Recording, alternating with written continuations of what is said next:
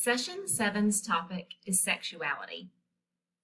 Please keep in mind that if you have very small or young children in your home, this topic may include some information or vocabulary terms or concepts that you may not be comfortable with exposing to those particular children. So, while we aren't going to review anything inappropriate, just keep this in mind depending upon your level of comfort with the terminology and the concepts this week. You may want to watch the videos or complete the coursework while being mindful of this particular topic. Getting started with Session 7, I would like to make an exciting announcement. Session 7 concludes the weekly writing activities for SOC 213. Now, I know everyone's cheering.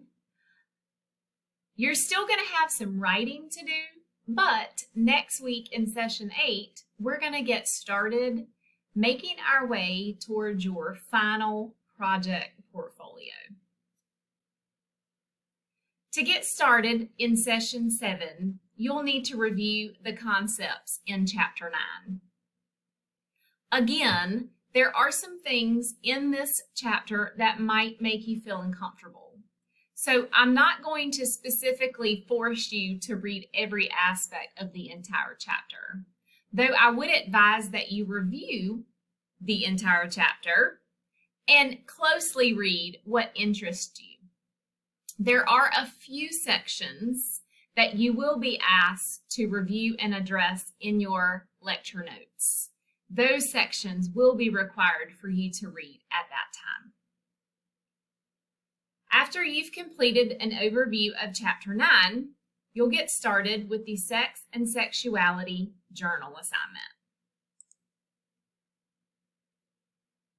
You'll watch Crash Course Sociology number 31, entitled Sex and Sexuality, and then you will begin your journal. Remember, the items within the dotted lines are to be copied and pasted into your entry box. So after watching the video, I want you to define and discuss the 3 terms listed in number 1.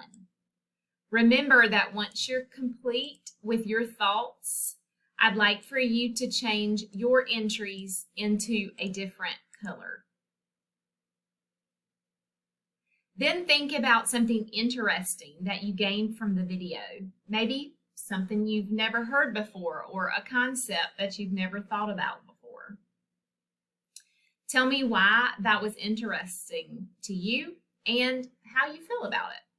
Remember to click the blue Save Changes button when you're finished with your journal so it submits. Moving to the next item, we're going to access the Session 7 lecture notes. Here, you're going to do 2 things. You're going to watch this short lecture to contribute to your notes, but then as you'll see in your notes, you're also going to review some portions of the textbook. So this is new. We've not done this before, where you're watching a short lecture and using information from the textbook in specific locations. Remember that your notes go on the right-hand side, and I've listed some areas for you to remember that your notes go on the right-hand side. At this point, you should be pretty comfortable with the Cornell notes. So this top section is going to associate with the video that you watch, and the bottom section is going to associate with the textbook notes. For the textbook section, you should have a pretty easy time finding some of these bolded terms in your chapter because they're pretty close to the front. A few of these bolded terms have sections wholly devoted to them as you read the chapter. So make sure that you don't just stop where the bolded term is and give a small definition. Make sure you read the section in the text associated with that term. When you get down to the reflection questions, you are going to have to read a section in the textbook in order to answer that specific reflection question.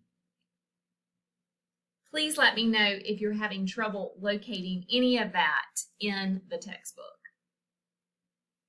And then finally, we'll move to the final writing activity. So you'll need your textbook.